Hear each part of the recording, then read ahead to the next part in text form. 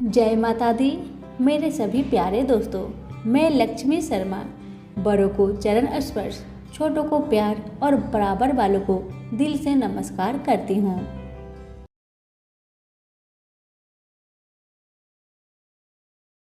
ओम नमः भगवते वासुदेवाय। आज के वीडियो में आप सभी सुनेंगे अधिक मास की अमावस्या व्रत की 5 पुण्य फल देने वाली कथा एक साथ। इन कथाओं को जो भी भक्त श्रद्धा भक्ति से श्रवण करता है उसकी सभी मनोरथ पूर्ण होती है। आपको मैं बता दूं कि अधिक मास अमावस्या तिथि का प्रारंभ 15 अगस्त 2023 सोमवार को दोपहर 12:42 से होगा और 16 अगस्त मंगलवार को दोपहर 3:07 पर समापन होगा। उदया तिथि मान्य होने के कारण अधिक मास अमावस्या 16 अगस्त 2023 मंगलवार को मनाई जाएगी। अब सुनिए अमावस्या व्रत की 5 कथा को पूरा जरूर सुनिएगा। अगर अच्छी लगे तो दूसरों को भी शेयर कीजिएगा। एक साहूकार के 7 बेटे और 7 ही बहुओं के साथ एक बेटी भी रहती थी। साहूकार के घर रोज एक जोगी आता था जिसे साहूकार की बहू भिक्षा देती थी। उस जोगी को जब साहूकार की बेटी भिक्षा देने आती तो वह उससे भिक्षा नहीं लेता था और कहता था कि तेरे भाग्य में सुहाग की जगह दुहाग लिखा है।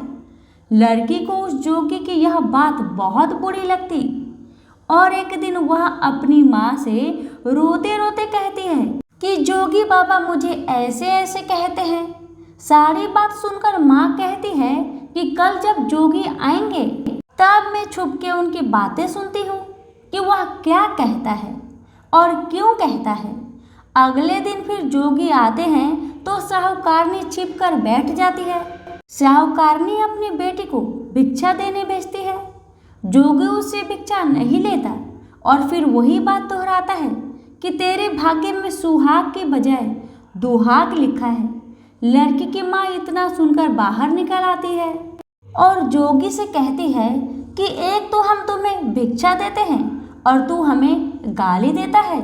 जोगी कहता है कि नहीं, मैं गाली नहीं दे रहा, जो बात सच है वही कहता हूँ। सारी बातें सुनने पर लड़की की माँ कहती है कि जब तुझे सारी बात पता है तो इससे बचने का उपाय भी पता होगा, वह भी बता दे। जोगी कहता है 7 समंदर पार एक धोबन रहती है जिसका नाम सोना है। वह अमावस्या का व्रत करती है। अगर वह आकर इसे अपना फल दे दे तब इसका दुहाग टल जाएगा, अन्यथा विवाह के समय सर्प काटने से इसके पति की मृत्यु हो जाएगी।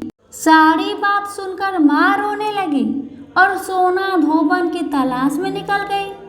चलते चलते रास्ते में तेज धूप पड़ रही थी जिससे बचने के लिए वह एक पीपल के वृक्ष के नीचे बैठ गई। उसी वृक्ष पर एक गरुड़ के बच्चे अपने घोंसले में रहते थे। एक सांप आया और गरुड़ के बच्चे को खाने के लिए लपका, लेकिन साहूकारनी ने उस सांप को मारकर बच्चे की रक्षा की। कुछ देर बाद गरुड़नी आई और सब जगह खून देखकर साहूकारनी को चोंच मारने लगी। साहूकारनी बोली कि एक तो मैंने तेरे बच्चे को सांप से बचाया और तू मुझे ही मार रही है। सारी बातें जानने पर गरुड़नी बोली कि तूने मेरे बच्चे की रक्षा की है, इसलिए मांग जो चाहती है। साहूकारनी गरुड़नी से कहती है कि मुझे 7 समुंदर पार सोना धोबन के यहाँ छोड़ दो, और गरुड़नी ने वैसा ही किया। साहूकारनी वहां पहुंच तो गई, लेकिन सोचने लगी कि इसे कैसे मनाऊं। सोना धोबिन की भी 7 बहुएं थी, लेकिन घर के काम को करने के लिए सदा आपस में लड़ती झगड़ती रहती थी। रात को जब सब सो जाते तो साहूकारनी आती और चुपके से सारा काम कर उजाला होने से पहले चली भी जाती। सारी बहुएं भी वापस में यही सोचती कि कौन सी बहू है जो सारा काम कर देती है, लेकिन एक दूसरे से पूछने की हिम्मत किसी को भी नहीं होती थी। काम करने की बात सोना धोबन ने भी देखी कि आजकल बहुएं लड़ती भी नहीं है और काम भी सारा हो जाता है। सोना धोबन ने सारी बहुओं को बुलाया और पूछा, आजकल तुम लड़ती भी नहीं हो और घर का सारा काम कौन करता है? बहुएं सास से झूठ कहती हैं, लड़ाई करने से क्या फायदा, इसलिए हम मिलकर काम कर लेते हैं। सोना धोबिन को अपनी बहुओं की बात पर विश्वास नहीं होता और वह रात में जागकर स्वयं सच देखना चाहती है कि कौन काम करके चला जाता है।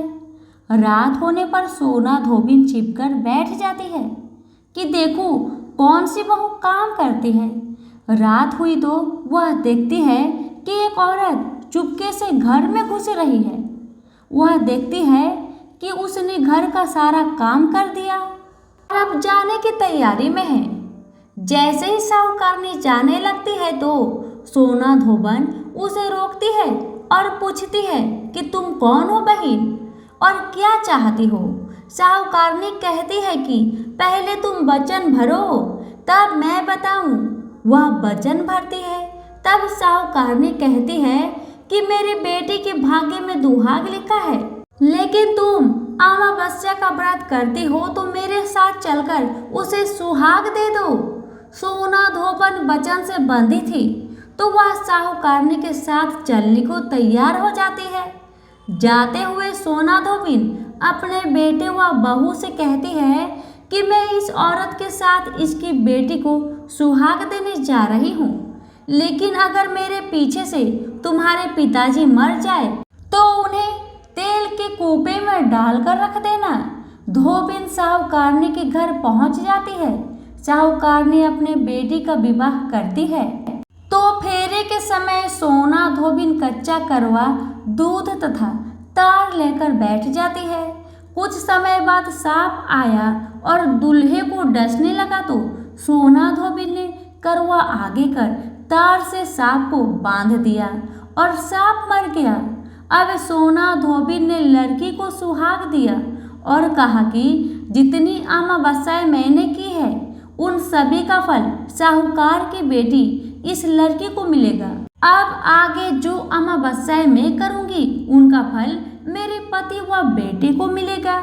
सभी लोग अमावस्या की जय जयकार करने लगे।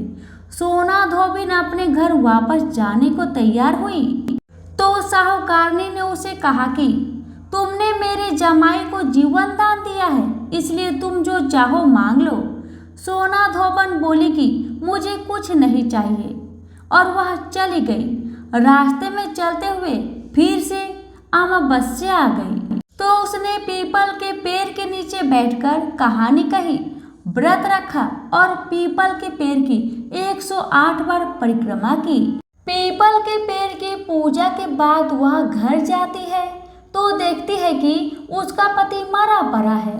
अब रास्ते में जो उसने अमावस्या की थी उसका फल अपने पति को दे दिया, जिसके प्रभाव से वह पुनः जीवित हो गया।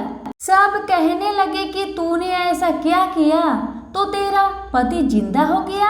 वह कहती है कि मैंने तो ऐसा कुछ नहीं किया, बस रास्ते में अमावस्या आ गई थी जिसका मैंने व्रत किया, कहानी कही और पीपल के वृक्ष की 108 बार परिक्रमा की। अब सारी नगरी में ढिंढोरा पिटवा दिया गया कि हर कोई अमावस्या का व्रत करे, पूजा करे, व्रत रखेगा, कहानी कहेगा और पीपल के वृक्ष की 108 बार परिक्रमा करेगा। हे अमावस्या माता, जैसे आपने साहूकार की बेटी का सुहाग दिया वैसे ही सबको देना। प्रेम से बोलिए अमावस्या माता की जय। किसी गांव में एक सास और बहू अकेले रहते थे और उनका बेटा विदेश में कमाने के लिए गया था। सास और बहू बहुत अच्छे से रहते थे, बड़े प्यार से मिलजुल कर रहते थे। दोनों एक दूसरे की देखभाल भी करते थे। एक दिन बहू ने खाना नहीं खाया तो सासू माँ ने पूछा, बहू तुमने खाना क्यों नहीं खाया? तब बहू ने कहा, सासू माँ आज मेरा अमावस्या का व्रत है, बस इसलिए मैंने खाना नहीं खाया। तब सासू ने कहा कि बहू ये अमावस्या का व्रत करने से क्या होता है? और ये व्रत करने से क्या फल मिलता है, मुझे भी समझाओ। तब बहू ने कहा कि सासू माँ, अमावस्या का व्रत करने से बहुत पुण्य मिलता है, घर में अन्न धन बना रहता है, सुख शांति रहती है तथा अटल सुहाग मिलता है, और तो और पुत्र की प्राप्ति भी होती है। इस व्रत में प्रत्येक वर्ष अलग अलग खाना खाया जाता है और विष्णु भगवान के मंदिर में चढ़ावा चढ़ाया जाता है या फिर किसी ब्राह्मण को दान दिया जाता है। इस व्रत में पहले साल भर शक्कर, घी और चावल से बना खाना खाया जाता है। पहले साल व्रत पूर्ण होने के बाद 1.25 किलो चावल और 1 कटोरी घी तथा 1 कटोरी शक्कर का दान किसी ब्राह्मण को दिया जाता है। तीसरे साल गुड़, तिल और घी से बने व्यंजन खाने चाहिए। जब तीसरे साल व्रत पूर्ण हो जाए तो आधा किलो तिल, गुड़ तथा 1 कटोरी घी किसी मंदिर में चढ़ाया जाता है या फिर किसी ब्राह्मण को दान दिया जाता है। इसे ही अमावस्या व्रत कहा जाता है। फिर बहू ने कहा कि इस व्रत का अगर संकल्प लेते हैं तो इसे पूरा करना जरूरी होता है या नहीं। अगर पूरा नहीं कर सकते हैं तो सास बहू में झगड़ा और घर में अशांति आती है। बहू ने बताया। तब सासू ने कहा कि मेरी तो उम्र हो गई है, लेकिन तुम यह व्रत करो। और बहू यह व्रत का आरंभ करती है। लेकिन एक दिन बहू ने किसी के कहने पर गेहूं से बनी रोटी खा ली और अमावस्या माता इस बात से नाराज हो गई। जो सास और बहू बहुत ही प्यार से रहती थी, इन दोनों के बीच झगड़े होने लगे। सभी गांव वाले भी हैरान हो गए कि यह सब क्या हो रहा है। सास अपनी बहू को कहने लगी कि तुम जब से हमारे घर में बहू बन के आई हो, तब से हमारे घर की लक्ष्मी चली गई है। तुम हमारे लिए शुभ नहीं हो। तब बहू ने कहा कि आपके घर की लक्ष्मी चली गई है तो कहाँ मिलेगी, मुझे बताओ, मैं लक्ष्मी को लेकर आऊंगी। तब सासू ने कहा कि लक्ष्मी तुमको समुद्र के बीच में भगवान विष्णु के पैर दबाते हुए मिलेगी। तब बहू यह कहकर चली जाती है कि अब जब तक मैं लक्ष्मी को लेके ना आऊंगी तब तक इस घर में पैर नहीं रखूंगी। इतना कहकर बहू लक्ष्मी खोज में निकल जाती है। जब बहू लक्ष्मी खोजने में निकलती है तब उसे बीच रास्ते में एक गाय माता मिलती है। वह बहू से पूछती है कि आप कहाँ जा रही हो। तब बहू ने कहा, हे गाय माता, मेरी सासू मुझे कहती है कि मेरे आने से उनके घर की अन्न धन की कमी हो गई है और उनके घर की लक्ष्मी चली गई है, तो मैं लक्ष्मी जी को लेने जा रही हूँ। गाय माता ने कहा, हे बेटी, अगर तुम जा ही रही हो तो भगवान से मेरे बारे में पूछ भी लेना। तब बहू बोलती है कि ठीक है गाय माता, बताओ मैं आपके बारे में भगवान से क्या पूछूंगी। तब गाय माता बोलती है कि मेरा जब भी बछड़ा होता है वह मर जाता है, जिंदा नहीं रहता। तुम भगवान से पूछ लेना कि मेरे साथ ऐसा क्यों हो रहा है, मैंने ऐसा कौन से कर्म किए हैं। तब बहू बोली, गाय माता, मैं आपके बारे में जरूर पूछ लूंगी। यह कहकर बहू आगे बढ़ी। अब आगे चलते ही बहू को एक घोड़ी मिलती है जिसके गले में घंटी बंधी हुई होती है। घोड़ी ने भी कहा कि बेटी, तुम मेरे दुख का निवारण भी भगवान से पूछ लेना। तब बहू ने कहा, जरूर पूछ लूंगी। यह कहकर बहू आगे बढ़ती है। आगे जाते ही बहू को एक अंधा और बहरा बुजुर्ग मिलता है। वह भी बहू से अपनी समस्या भगवान से पूछने के लिए कहता है। तब बहू उसकी समस्या भी भगवान से पूछने का कहकर आगे बढ़ती है। आगे जाते ही बहू को एक बूढ़ी औरत मिलती है जो हाथ और पैर से अपाहिज होती है। वह भी बहू से अपनी समस्या भगवान को पूछने के लिए कहती है। तब बहू उसके समस्या को भी पूछने के लिए तैयार हो जाती है और आगे बढ़ती है। आगे जाते ही बहू थक जाती है और एक आम के पेड़ के नीचे बैठ जाती है। तब आम का पेड़ खुश होकर बहू से पूछता है, बेटी, तुम कहाँ से आई हो और कहाँ जा रही हो। तो तब बहू बताती है वह लक्ष्मी को लेने जा रही है। तब पेड़ भी अपनी समस्या भगवान को पूछने के लिए कहता है कि मेरे पेड़ पर लगे आम खट्टे ही क्यों होते हैं, इस बारे में भगवान को जरूर पूछना। तब बहू उसकी समस्या लेकर आगे बढ़ती है। आगे जाते ही बहू को एक तलाई मिलती है। वह भी बहू को बताती है कि तुम भगवान से पूछना कि मेरी तलाई का पानी इतना मैल क्यों है, कोई भी इसे नहीं पीता है। तब बहू कहती है जरूर पूछ लूंगी और कहकर आगे बढ़ती है। बहुत दिनों जंगल में चलते चलते बहू थक जाती है। उसे भूख भी लगी होती है, लेकिन खाने को नहीं मिलने से वह थक जाती है और जंगल में बेहोश हो जाती है। और भगवान का चमत्कार देखिए, उसी समय भगवान विष्णु और माता लक्ष्मी वह विचरण करते हुए आते हैं। तब माता लक्ष्मी विष्णु जी से कहती है, हे नाथ, यह आपकी बहुत बड़ी भक्त है, आप इसके दुखों का निवारण करें। तब भगवान विष्णु कहते हैं कि इस संसार में बहुत जीव दुखी है, सभी अपने अपने कर्मों का फल भोग रहे हैं, किस किस के दुख का निवारण मैं करूं। तब माता लक्ष्मी ने विष्णु से विनती की और कहा कि वह भूखी प्यासी है और इसे यहाँ अगर ऐसे ही छोड़ दिया जाए तो जंगली जानवर उसे अपना शिकार बना लेंगे। माता लक्ष्मी की बात सुनकर भगवान विष्णु एक साधु का वेश धारण करते हैं और बहू के पास जाते हैं और उसे होश में लाते हैं। बहू के होश में आते ही साधु भेष में भगवान उससे पूछते हैं कि वह यहाँ क्यों आई है और कहाँ जा रही है। तब बहू पूरी बात बताती है। उसकी बात सुनकर भगवान विष्णु और माता लक्ष्मी प्रकट होते हैं। उनके साथ अमावस्या माता भी प्रकट होती है। बहू उनके चरणों में गिरकर वंदना करती है। अमावस्या माता बहू को कहती है कि बेटी, तूने मेरे व्रत को खंडित किया है, इसी की सजा मिली है, लेकिन तुम्हें अब मैं माफ करती हूँ और तुम घर जाओ। तुम्हारा घर अन्न धन से संपन्न होगा, तुम्हारा घर सुंदर महल में बदल जाएगा और तुम्हारी सभी मनोकामना पूर्ण होगी। यह सब होने के पश्चात बहू रास्ते में जो भी मिला उन सभी के दुखों का निवारण करने के लिए विनती करती है। तब भगवान विष्णु बोलते हैं कि गाय ने कभी अपना दूध किसी को नहीं पिलाया, उस वजह से उसके बछड़े जिंदे नहीं रहते हैं। तुम उसका दूध पी लेना, जिससे उसके बछड़े जिंदा रहने लगेंगे। और घोड़ी पिछले जन्म में आटा पीसने वाली महिला थी, वह किसी को आटा पीस के नहीं देती थी, इसलिए उसके गले में चक्की के पाट बंधे हुए हैं। तुम उसके पाट खोल देना, वह बिल्कुल ठीक हो जाएगी।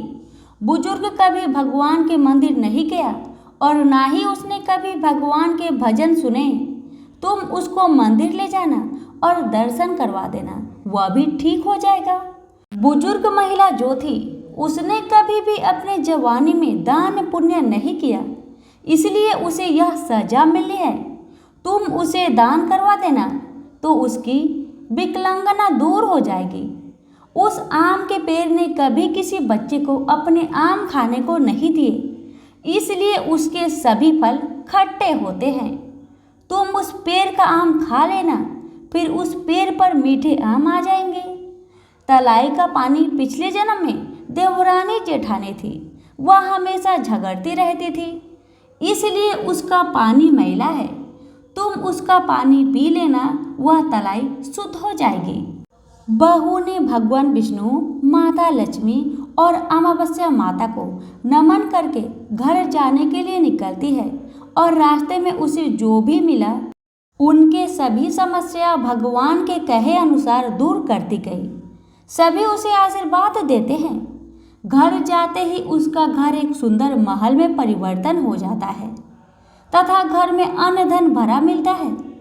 अब बहू सासू से कहती है कि सासू माँ, आपने सच कहा था, मैं आपके लिए शुभ नहीं हूँ। मेरे जाने से ही आपके घर में लक्ष्मी आई है, अब आप यहाँ रहे, मैं मरने जा रही हूँ। तब सासू ने कहा कि हे बेटी, यह सब तुम्हारे अमावस्या व्रत का फल हमें मिला है, तुम यहाँ पर ही रहोगी, कहीं नहीं जाओगी। और सास बहू खुशी खुशी रहने लगे। एक दिन उसका बेटा भी विदेश से लौट आया और घर में यह सब देखा। तब उसकी माँ ने सब बात उसे बताई। इस तरह वह लोग खुशी खुशी अपना जीवन व्यतीत करने लगे। तो सभी प्रेम से बोलिए लक्ष्मी नारायण की जय, अमावस्या माता की जय। एक ब्राह्मण और ब्राह्मणी रहते थे। वे दोनों भगवान के भक्त थे। घर में सब कुछ था, पर उनके कोई संतान नहीं होने से वे अति दुखी रहते थे। एक दिन अपनी पत्नी से वन में तपस्या करने जाने के लिए कहा और भगवान पर भरोसा करके वन में चला गया। ब्राह्मण जंगल में जाकर तप करने लगा। बहुत वर्ष बीत गए। उसको वैराग्य हुआ कि अब अपना जीवन समाप्त कर दूंगा। इस प्रकार के सोचकर वह पेड़ की डाली पर फांसी का फंदा लगाकर मरने को तैयार हो गया।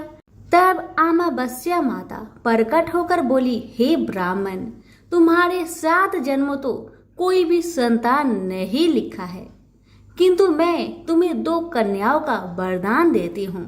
एक का नाम अमावस्या, दूसरी का नाम पूनम रख देना। तेरी स्त्री को कहना कि वह अमावस्या का व्रत या उपवास करे। अमावस्या के दिन 1 कटोरी चावल भरकर उस पर दक्षिणा रखकर किसी मंदिर में रखना। ऐसा 1 साल तक करना। 1 कटोरी चावल सहित दान करते रहना। ब्राह्मण घर आया, अपनी पत्नी को बताया और अमावस्या के दिन ब्राह्मणी ने व्रत रखा। कुछ दिन बाद उसके 2 कन्या हुई।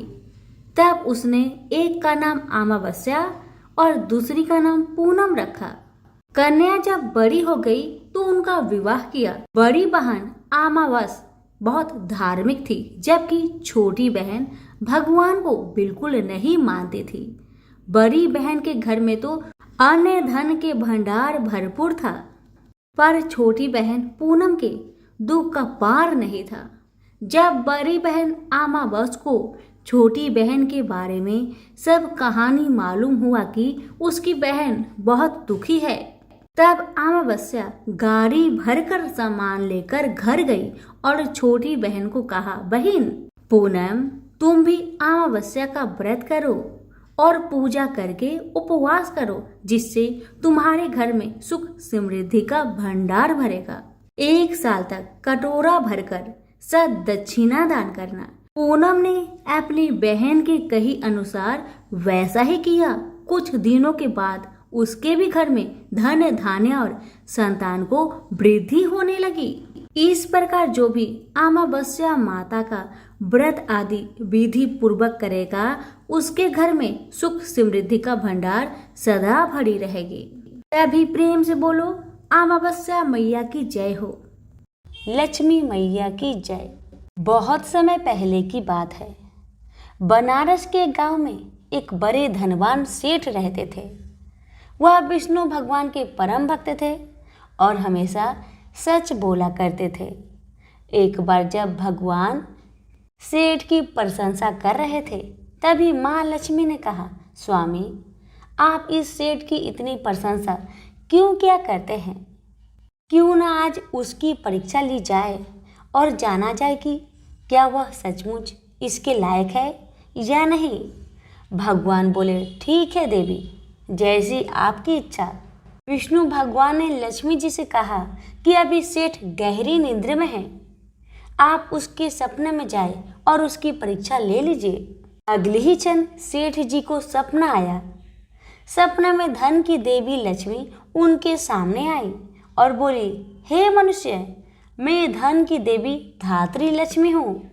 सेठ जी को अपनी आंखों पर यकीन नहीं हुआ और वो बोले, हे माता, आपने साक्षात अपने दर्शन देकर मेरा जीवन धन्य कर दिया है। बताइए, मैं आपकी क्या सेवा कर सकता हूँ?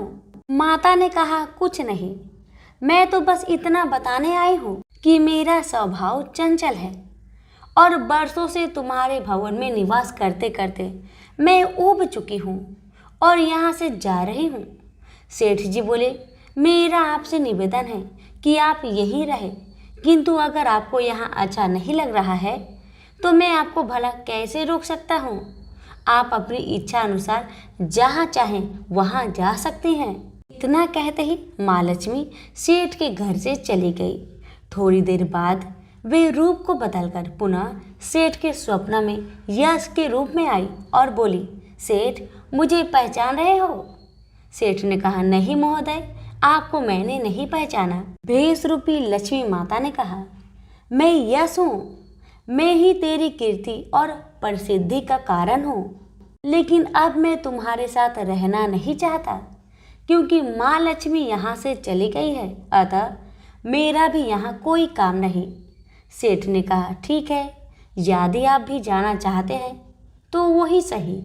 सेठ जी अभी भी स्वप्न में ही थे और उन्होंने देखा कि वह दरिद्र हो गए हैं और धीरे धीरे उनके सारे रिश्तेदार व मित्र भी उनसे दूर हो गए हैं। यहाँ तक कि जो लोग उनका गुणगान किया करते थे वो भी आज उनकी बुराई कर रहे हैं। कुछ और समय बीतने पर माँ लक्ष्मी धर्म का रूप धारण करके पुनः सेठ के सपने में आई और बोली, मैं धर्म हूँ। माँ लक्ष्मी और यश के जाने के बाद भी इस दरिद्रता में तुम्हारा साथ नहीं दे सकता। मैं जा रहा हूँ। जैसा आपकी इच्छा, सेठ ने उत्तर दिया और धर्म भी वहाँ से चला गया। कुछ और समय बीत जाने पर माँ लक्ष्मी सत्य के रूप में स्वप्न में प्रकट हुई और बोली, मैं सत्य हूँ। लक्ष्मी, यश और धर्म के जाने के बाद अब मैं भी यहाँ से जाना चाहती हूँ। ऐसा सुन सेठ जी ने तुरंत सत्य के पांव पकड़ लिए और बोले, हे महाराज, मैं आपको नहीं जाने दूंगा। भले ही सब मेरा साथ छोड़ दे, मुझे त्याग दे, पर कृपया आप ऐसा मत करिए। सत्य के बिना मैं एक क्षण नहीं रह सकता। यदि आप चले जाएंगे तो मैं तत्काल ही अपना प्राण त्याग दूंगा। लेकिन तुमने बाकी तीनों को बड़ी आसानी से जाने दिया, उन्हें क्यों नहीं रोका? सत्य ने प्रश्न किया। सेठ जी बोले, मेरे लिए वे तीनों भी बहुत महत्व रखते हैं, लेकिन उन तीनों के बिना भी मैं भगवान का नाम का जाप करते करते उद्देश्यपूर्ण जीवन जी सकता हूँ।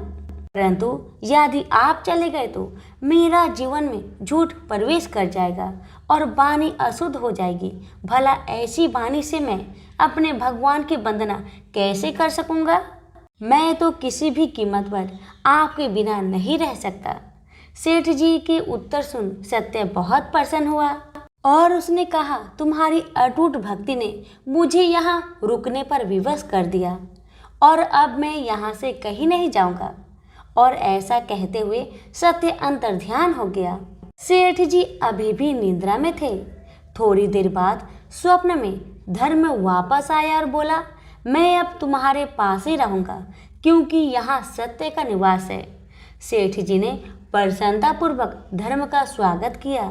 उसके तुरंत बाद यश भी लौट आया और बोला, जहाँ सत्य और धर्म है वहाँ यश स्वतः ही आ जाता है, इसलिए अब मैं भी तुम्हारे साथ ही रहूँगा। सेठ जी ने यश की भी आवभगत की और अंत में माँ लक्ष्मी आई। उन्हें देखते ही सेठ जी नतमस्तक होकर बोले, हे देवी, क्या आप भी पुनः मुझ पर कृपा करेंगे? अवश्य, जहाँ सत्य, धर्म और यश हो वहाँ मेरा वास निश्चित है, माँ लक्ष्मी ने उत्तर दिया। यह सुनते ही सेठ जी की नींद खुल गई। उन्हें यह सब स्वप्न लगा, पर वास्तविकता में वह एक कड़ी परीक्षा से उत्तीर्ण होकर निकले थे। मेरे प्यारे दोस्तों, हमें भी हमेशा याद रखना चाहिए कि जहाँ सत्य का निवास होता है वहाँ यश, धर्म और लक्ष्मी का निवास स्वतः ही हो जाता है। सत्य है तो सिद्धि, प्रसिद्धि और समृद्धि है। प्रेम से बोलिए लक्ष्मी नारायण की जय। एक नगर में एक गरीब ब्राह्मण अपनी पत्नी के साथ रहता था। वह भिक्षा मांग मांग कर अपना जीवन गुजारता और भगवान की पूजा में लगा रहता था। वह उतने ही भिक्षा मांगता जिससे उसके और उसके परिवार का पेट भर सके। उस नगर का राजा बहुत धनवान था और ब्राह्मणों का आदर करने वाला था। राजा किसी भी ब्राह्मण को अपने महल से खाली हाथ नहीं जाने देते थे। दूर दूर से ब्राह्मण राजा के पास आते और मुंह मांगा दान लेकर आशीर्वाद देते हुए वापस चले जाते थे।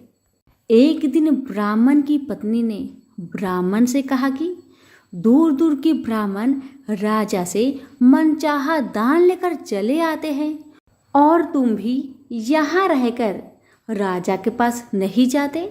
जन्म भर मैं कंगाली का झक झेलूं, आज तुम जाओ और राजा से कुछ मांग कर लाओ।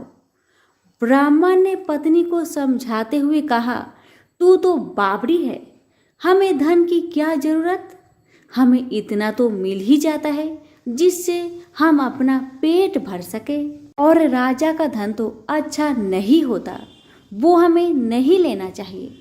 ब्राह्मण की पत्नी जिद पर अड़ गई और बोली, मैं तुम्हारी एक भी बात सुनने वाली नहीं। कब तक हम कंगाली में जीते रहेंगे? तुम तो रोज माला लेकर बैठ जाते हो। अपने बच्चे को क्या खिलाएंगे और क्या पहनाएंगे? जब बच्चे दूसरे बच्चों को पहनते, ओढ़ते और खाते पीते देखेंगे तो उनका भी मन ललचाएगा। अब तुम राजा के पास जाओ, राजा बहुत भला व्यक्ति है, वो हमें मुंह मांगा दान जरूर देंगे। मजबूर होकर ब्राह्मण राजा के महल की ओर चल पड़ा, पर राजा उस समय महल में नहीं था। ब्राह्मण को वापस लौटना पड़ा।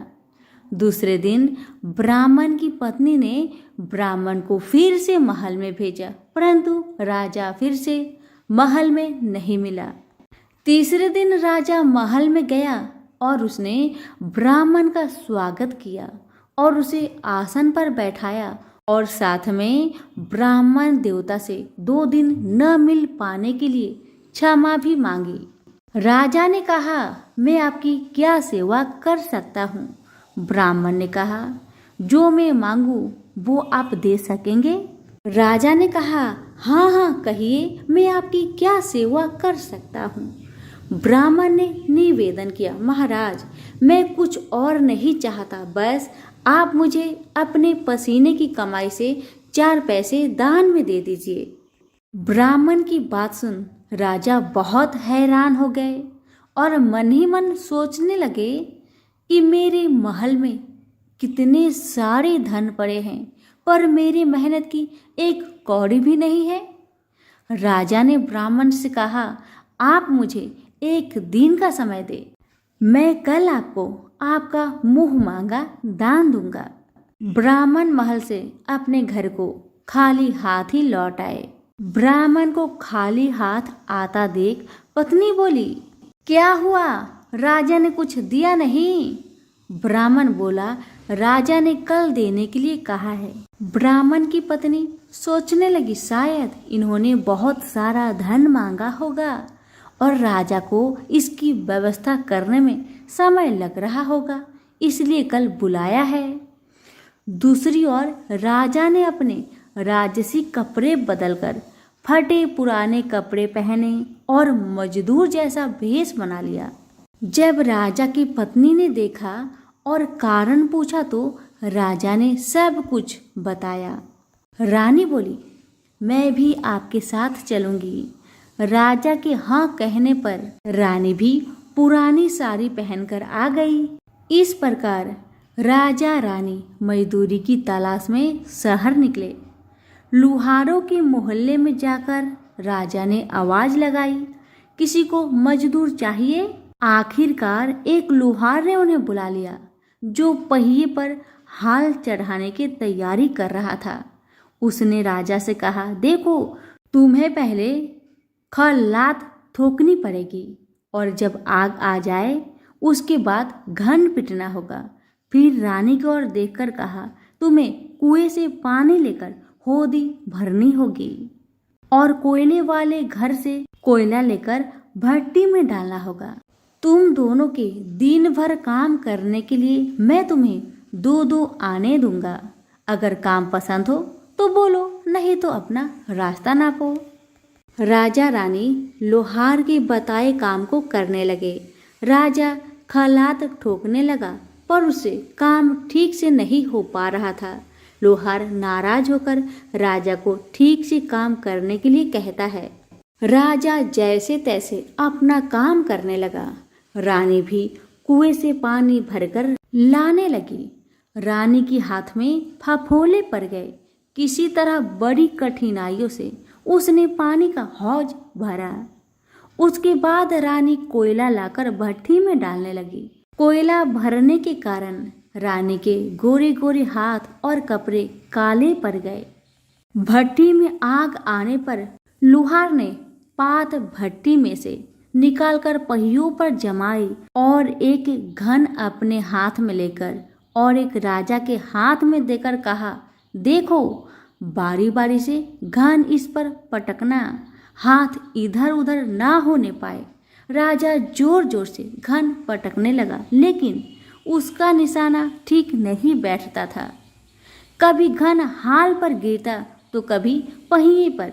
मजदूरों का ऐसा काम देखकर लुहारिन बरबराती हुई आई और लोहार से कहने लगी, तुमने कहाँ से यह नौसिखिए मजदूर काम पर लगाए हैं? इनसे काम तो होगा नहीं। यह मजदूर तुम्हारा सब काम बिगाड़ देंगे। राजा रानी उन दोनों की फटाकर सुनते सुनते अपना काम मन लगाकर करते रहे। घन पटकते पटकते राजा का शरीर पसीना से तर तर हो गया और जोर शोर से सांस चलने लगी।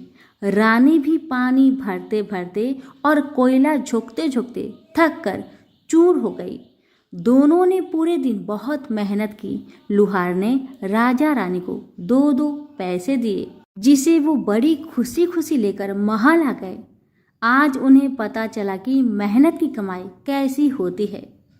राजा ने 4 पैसे अलग रख दिए और अगले दिन ब्राह्मण को बुलाकर उसे दे दिए। ब्राह्मण राजा को आशीर्वाद देकर घर लौटा और ब्राह्मणी से कहा, लो, मैं राजा के यहाँ से दक्षिणा ले आया हूँ।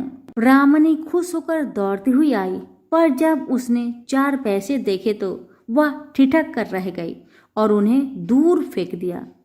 वो जल भूनकर ब्राह्मण से बोली, तुम जैसे दरिद्र राजा के यहाँ भी जाकर कुछ नहीं मांगा, शर्म भी नहीं आती। इतना कहकर रूठ कर चली गई और बहुत देर तक बरबराती रही। ब्राह्मण ने उन 4 पैसों को उठाकर तुलसी के पास रख दिए और सोचा, जब ब्राह्मणी शांत हो जाएगी तो जरूरत पड़ने पर ये सिक्के को उठा लेगी। परंतु कई दिनों तक पैसे वहीं रखे रहे और फूल बेलपत्र ऊपर से गिर गिर कर मिट्टी में दब गए। ब्राह्मण और ब्राह्मणी दोनों ही उन सिक्कों के बारे में भूल गए। कुछ दिनों के बाद तुलसी जी के घर में 4 पौधे उगे। चारों पौधे बहुत सुंदर थे। यह देख ब्राह्मणी रोज उसमें पानी डाल देती। 4 महीने बाद वो पौधे बड़े हो गए और उनमें फूल लगने लगे। फूल सूखने पर इनसे मोती झरने लगी। ब्राह्मण और ब्राह्मणी ने कभी मोती नहीं देखे थे। वो समझे कि कोई बीज है। हर रोज कई कई फूल झरते और मोती पूरे तुलसी पर बिखर जाते। ब्राह्मणी उन मोतियों को समेट कर घर के एक कोने में डाल देती। इस तरह वहां मोतियों का ढेर लग गया था। एक दिन एक सब्जी वाली आई। ब्राह्मणी को सब्जी लेनी थी, पर उसके पास पैसे नहीं थे। उसने सब्जी वाली से कहा, क्या तुम इन चमकदार बीजों के बदले सब्जी दे सकती हो? सब्जी वाली ने देखा तो वो पहचान गई, अरे ये तो मोती है। उसने खुशी खुशी ब्राह्मणी को उन मोतियों के बदले उनकी मनपसंद सब्जी दे दी। अब से हर रोज ऐसा होने लगा। ब्राह्मणी और सब्जी वाली दोनों खुश थे। सब्जी वाली यह सोचकर खुश थी कि मुझे 1 पैसे की तरकारी के बदले हजारों का माल मिलता है, और ब्राह्मणी ये सोचकर खुश थी कि इस बीजों के बदले सब्जी मिल जाती है। इस प्रकार कई महीने बीत गए। उधर राजा के महल में कई राजहंस थे जो मोती चुगते थे।